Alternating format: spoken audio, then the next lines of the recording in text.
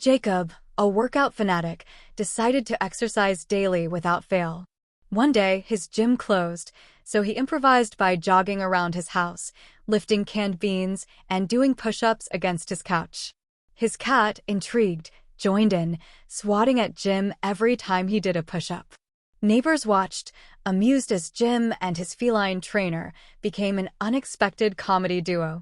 The spectacle reminded Jim and his audience that sometimes you don't need a fancy gym to stay fit. Laughter and a little creativity can make any workout enjoyable. Lesson learned: exercise can be fun, and sometimes a purring coach is all you need.